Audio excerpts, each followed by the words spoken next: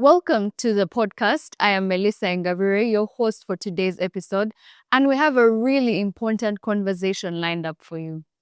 Today, we're tackling a topic that has fundamentally changed how businesses in Uganda manage VAT compliance since its introduction by the Uganda Revenue Authority.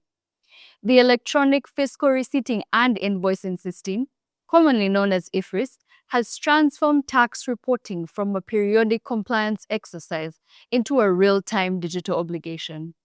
For many businesses, EFRIS is no longer just a system, it is a risk area. We are seeing increasing cases of VAT input claims being denied, reconciliation mismatches between ERP systems and EFRIS records, and growing concerns about the financial exposure that can arise from technical errors, sometimes even when a business believes it has complied. So the question becomes, is EFRIS simply a reporting tool, or has it fundamentally changed how VAT is assessed and enforced in Uganda? In this episode, we unpack who is required to use EFRIS and what that means in practice, why VAT input claims are being disallowed, whether businesses can lose VAT credits due to supplier non-compliance, the interaction between EFRIS and ERP systems, the legal and financial risks emerging from system mismatches, and most importantly, what businesses should be doing now to protect themselves. This is not just a compliance discussion. It is a cash flow, a systems, and increasingly, it is a governance discussion. If you're a finance director, tax manager, business owner, or board member, this conversation is directly relevant to you. My guest today is a lawyer specializing in tax, general business law, and dispute resolution. Bruno Kalibala serves as a tax and legal manager here at Grant Thornton Uganda, and day-to-day he works closely with businesses navigating Uganda's evolving tax and regulatory environment.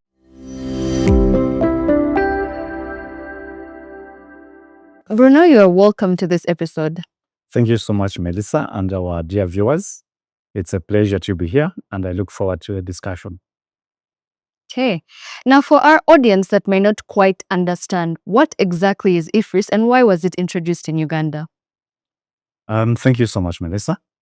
EFRIS means the electronic fiscal receipting and invoicing system. It was introduced in Uganda around 2020, with a full rollout taking place around 2021. The main reason why it was introduced is to enable URA access transactional information in real time. So briefly, how the system works is that taxpayers who are required to use EFRIS are required to share their transactional information with URA in real time, as and when a transaction happens. So that means that taxpayers have little room to conceal transactions, which effectively means that URA is using EFRIS to close revenue leakages, because all taxable transactions are captured in the system that URA accesses in real time. All right. Thank you for that descriptive definition. Who exactly is required to pay EFRIS? Initially, when the system was introduced in 2021, only VAT registered taxpayers were required to use EFRIS. And that remained the case until last year, when URA added to that category of taxpayers a list of 12 business categories that are required to use EFRIS. And those 12 business categories include wholesale and retail of fuel and related products, mining and quarrying. We have manufacturing. We have businesses that deal in electricity, steam, and gas supply. That also includes air conditioning.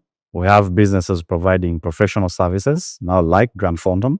We have businesses in entertainment, art, and related business activities. We have real estate.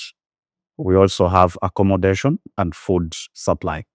So for a business out there, one, you have to check if you qualify for VAT registration. Qualification for VAT registration is determined by how much you sell in a year or in a quarter. Typically, once you hit 150 million Uganda shillings in sales in a year, then you qualify to be registered for VAT.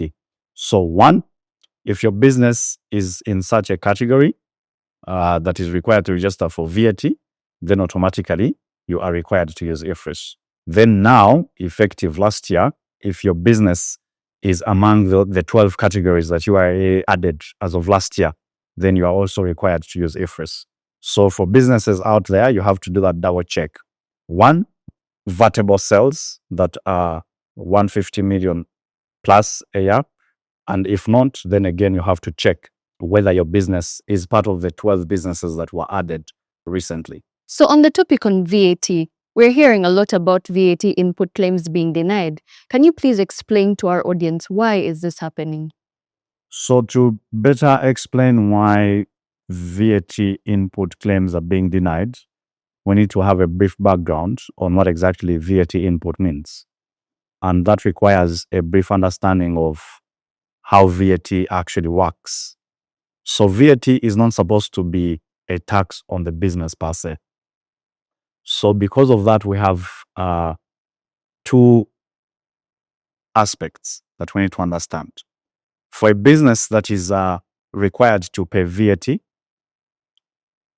or that is required to register for VAT, you have the VAT that you charge your customers, and we call that output. Okay. Then we have the VAT that you pay to your suppliers. For instance, if I have a shop downtown in Chikula, when I bring in merchandise, I pay VAT to my suppliers. When I sell out that merchandise, I am expected to charge my customers VAT. So the VAT I charge my customers is called output. The VAT that I pay to my suppliers is called input. So what I ultimately have to pay to UI at the end of the month is generally the difference. I get my output, what I collected from my customers, and I less what I paid to my suppliers. So the difference is what ordinarily I'm required to pay to UI. So if I collected 100 million shillings from my customers and I paid 50 million shillings to my suppliers, the difference being 50 million is what I'm expected ordinarily to pay to Uganda Revenue Authority.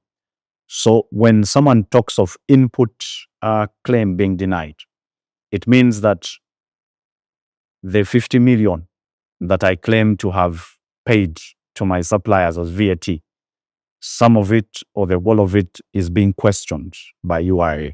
And if I'm not able to satisfactorily explain how I incurred that 50 million, then most likely that's when a VAT input denial will come about. So then we move to what are the reasons why we have so many input claims being denied. One, if your supplier didn't issue an EFRIS invoice, then you can't claim. Because like I said, one of the reasons why URA introduced the EFRIS system is for them to track transactions and receive information in real time. So if your supplier didn't issue an EFRIS invoice, they didn't capture the transaction in EFRIS, it means URA may have difficulty verifying it. And so whereas you have an input claim, you may not be able to convince URA that you actually incurred the VAT and that you paid it to your supplier. So for that reason, URA may reject your input claim. The other reason is unverifiable or unsupported exports. So as part of government scheme to improve our export position, we have all exports from Uganda zero rated for VAT purposes. So that means when I sell a product out of Uganda, I am not supposed to charge VAT. But if I incurred VAT in the production or in the purchase of that item, then I'm entitled to a refund of that claim. So if, for instance, I manufacture cement and I sell it to South Sudan, I am not expected to charge VAT. It is zero rated, right? So the VAT rate is 0%, which means my customer in South Sudan won't have to pay me VAT. On the other hand, during my production process, I definitely would have incurred VAT. So in that sense, because my VAT sales are zero rated, so I have no output, right? But I have a lot of input that I paid to my suppliers during my production process. So in that sense, I'm entitled to a refund of that input. Because remember, like I mentioned at the start, VAT is not supposed to be a tax on the business. So if I have no output, but I have input, I'm entitled to a refund of that input. So what happens is that I might capture my transactions as exports, right? When actually they are not. So that means I could have sold them locally, which means I should have output. So in that case, if I cannot demonstrably show that I actually exported these items, usually UIA prefers information regarding your exports to be readily available in the Ascuda system. The Ascuda system is a system that tracks imports and exports in and out of Uganda. So if I claim to have exported an item, but that exportation transaction is not captured in UIA's Ascuda system, then my input will be denied. Because the only reason I'm entitled to that refund is because I exported. If I sold locally, then I'm only entitled to input after I have taken into account what I collected from my customers. So largely, I think in practice, those are the two main input disallowance grounds. Oh, all right. Thank you. For purposes of clarity, you hinted on it a bit, but does that mean that if a supplier fails to upload an invoice into EFRIS, that the buyer will lose their VAT claim? It's not an official position of the law, because if I have incurred VAT and I can show that I actually paid VAT to my supplier, ordinarily I should be entitled to that refund or to the VAT input claim. But the question is, how will you verify for it to satisfy itself that I actually incurred the VAT? So because of that, administratively, if your supplier doesn't issue an EFRIS invoice, in other words, if they don't capture your transaction in EFRIS, chances are you will not be able to claim that input refund or claim. So, leading to the next question, why are we seeing reconciliation mismatches between internal systems and EFRIS? So before EFRIS, we have certain internal accounting softwares that businesses can use to record transactions that are related to the business. I think the common ones we have QuickBooks, we have Tally. So many businesses in Uganda use those particular systems. So you have an option at the time of enrolling for EFRIS to integrate your internal accounting software system with EFRIS. So if you do the integration, most likely you are minimizing all the chances of mismatches, because whatever information you input in your system, it is automatically captured by EFRIS. But not many businesses opt for that. So because not many businesses opt for that, there is one room for human error. You capture a transaction in your internal system and then do not capture it in EFRIS. There is not much you can do about it. We are all humans. We can make mistakes sometimes. So that happens. And once that happens, because you will have a transaction in your internal system, but that transaction is not reflecting in EFRIS. So automatically there is a mismatch. The other cause for mismatch is deliberate non-compliance. So sometimes you find that there are cases where a taxpayer is running two systems, the internal system and the EFRIS system, deliberately. So they have a threshold beyond which they don't want to exceed for EFRIS purposes, regardless of how much they have sold. For them, they have a threshold. They're saying, for this month, I don't want to exceed 200 million.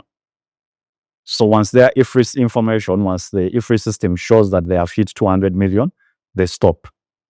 They stop issuing EFRIS invoices, and then they continue their business activities using their internal systems. Sometimes the UIA, through the investigation department, we have had cases where they actually visit the business unannounced, and they retrieve information relating to your internal system and also EFRIS.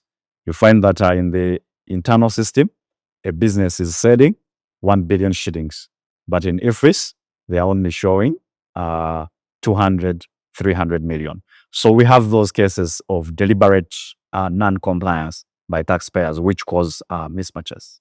Oh, okay. Thank you. So you have mentioned human error, but I'd also like to know, and I think our audience would also like to know, what are the other common reconciliation problems that businesses experience, and how can they overcome them? Like I mentioned, I think increasingly we are having exports. So when I sell my products out of the country, I will issue my EFRIS invoice showing that I have exported.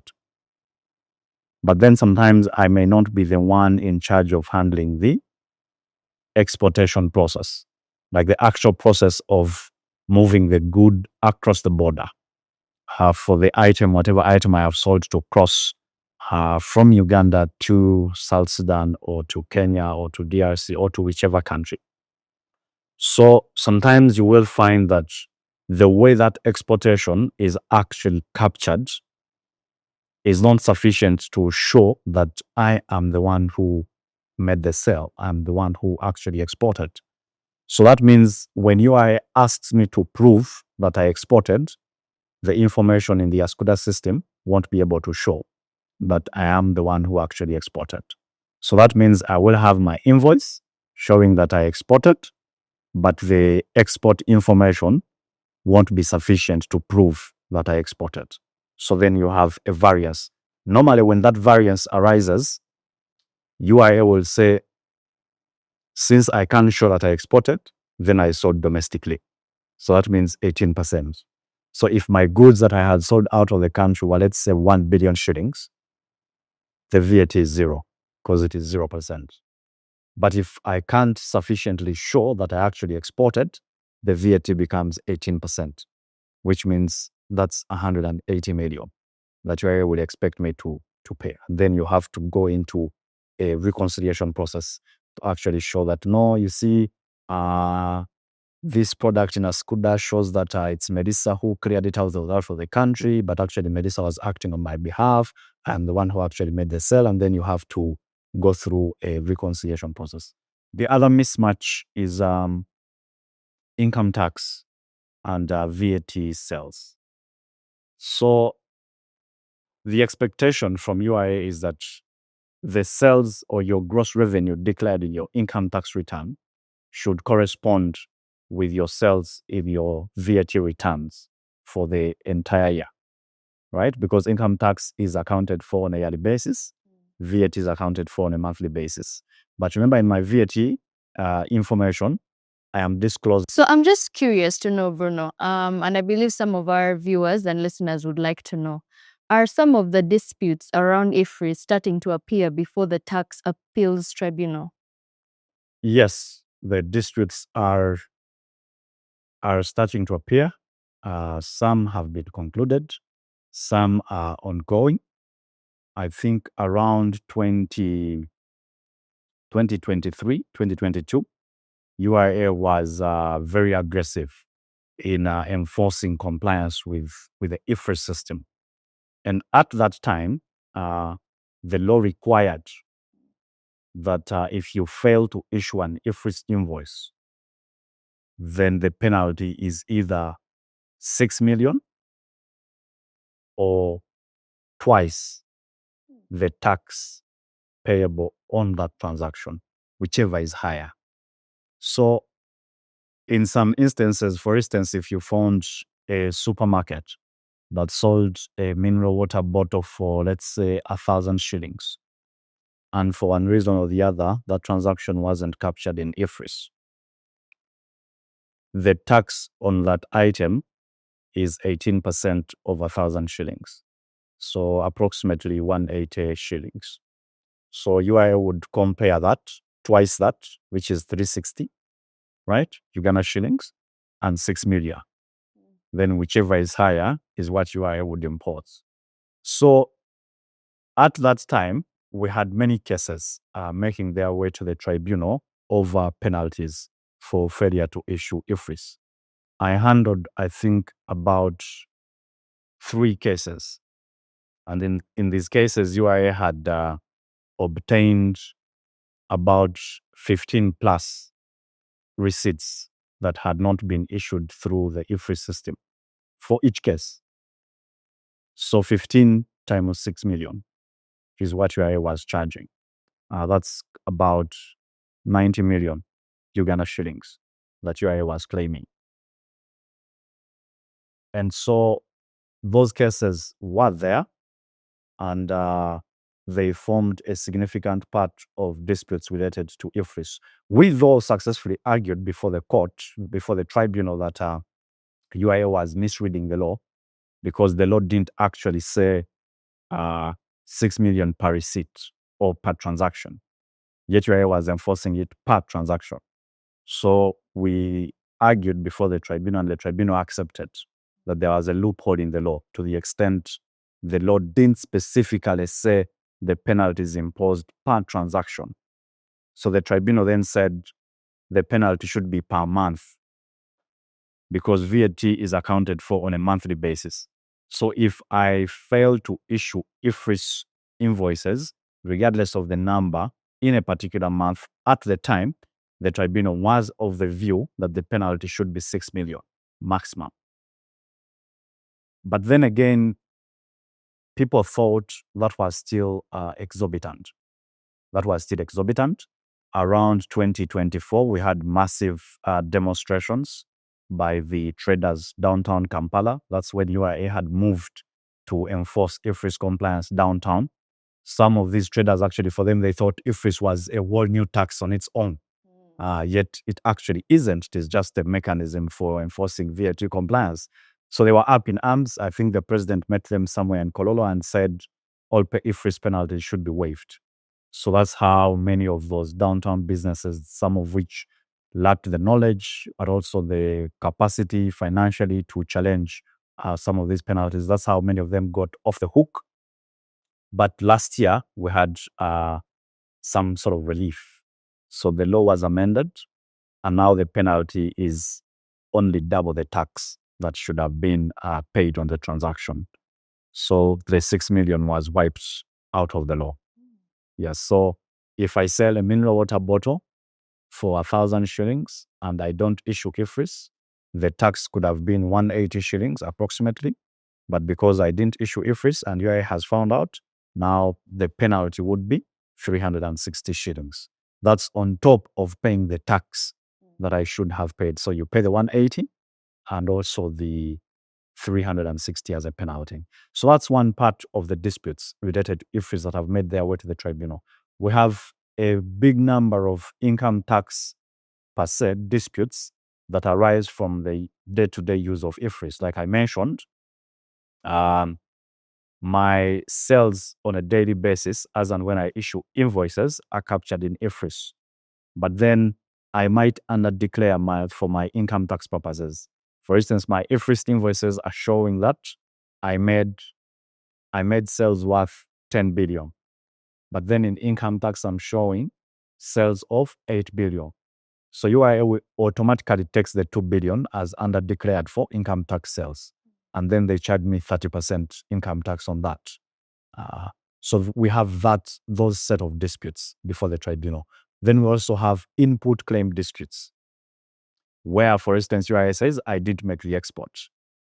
Yet for me, I feel I made the export. So they are denying my input related to those exports because UIA says I sold locally, right? So the disputes are there. Taxpayers are not sitting back to take whatever UIA is suggesting for them. So yes, the disputes are there. That's interesting. Would you say, from your experience, that most businesses have the capacity to challenge URA assessments legally? When it comes to dispute resolution, I tend to classify capacity in twofold. One, we have knowledge capacity, and then we have the financial aspects to it. So you find that we have quite many taxpayers knowing what to do or knowing what level they should go to in terms of managing a dispute with UIA. But then the question is, for you to be successful in the dispute resolution process, for you to be successful in challenging a UIA position, you need some sort of professional competence. So you need to hire someone to help you go through the process. So you find that many taxpayers are not really in a position to afford the professionals. Some of them charge quite highly. Then in some cases, taxpayers are just not aware of what they are supposed to do, especially when it comes to small and medium enterprises, especially those that are owner managed. Those that are owner managed, maybe in the informal setup like downtown, many of them have no idea how to challenge a decision or a position taken by UIA. So that's a knowledge gap. Some of them you might find that they have the financial resources, but they quite don't know what to do.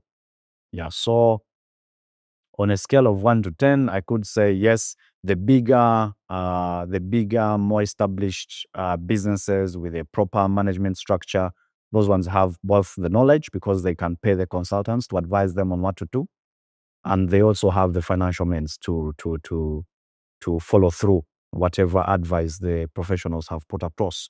On the other hand, when it comes to small businesses that are owner managed, some of them tend to be lacking in knowledge and also financially to take on these IFRIS related challenges. Right. So would you say that IFRIS non-compliance would trigger corporate income tax exposure as well? Yes, at the first stage, one, if you are, because income tax is a tax on your profit, right? And how we arrive at profit is my gross revenue less expenses generally. So what remains is my taxable profit. But then the income tax law says any expense that I incurred where my supplier was required to issue IFRIS but doesn't issue it, I cannot claim that expense. So if for instance, if I paid you 50 million to advise me on a certain transaction, and you didn't issue IFRIS because you're a professional service provider, if you don't issue IFRIS for the 50 million, it means for income tax, that 50 million won't be recognized. So it will be added back to my taxable profit, and I will pay 30% of it, even when it was actually a genuine expense that I incurred. So yes, failure to comply with IFRIS can have serious implications for income tax as well. All right, thank you. So if there was anything you were to leave with our listeners and our viewers today, any 3 important tips for the businesses, what would those be? One, comply with the law. So that means you need to check whether you are required to use IFRIS. And if you are, get enrolled and comply as soon as you can. Secondly, train your staff for businesses, because like I said, many of the challenges arise from human error. So the more competent, the more skilled your team managing these processes is, the higher chances you stand at avoiding some of these mistakes. The third is seek professional advice as and when required. Yeah, those are the 3 tips I could think of that should greatly benefit businesses. All right. So that was all the time we had for today. Thank you very much, Bruno, for coming here. It's been a pleasure. As we conclude today's discussion, one thing remains clear. IFRIS has fundamentally changed the VAT compliance landscape in Uganda. What was once a retrospective reporting process has now become a real-time digital ecosystem where accuracy, system integration, and supplier compliance directly impact cash flow. VAT input denial is no longer just a technical adjustment. For many businesses, it can become a significant financial exposure, affecting liquidity, profitability, and even corporate income tax positions. The key takeaway is this: compliance today is not just about filing returns, it's about governance, system alignment, reconciliation discipline, and proactive supplier management. Businesses that treat EFRIS as a strategic risk area rather than a back office function will be far better positioned to avoid costly disputes and unexpected assessments. At Grant Thornton Uganda, we continue to support businesses in navigating Uganda's evolving digital tax environment with clarity and confidence. Thank you so much for joining us today. If you found this episode valuable, please subscribe and share it with your colleagues. Until next time, thank you.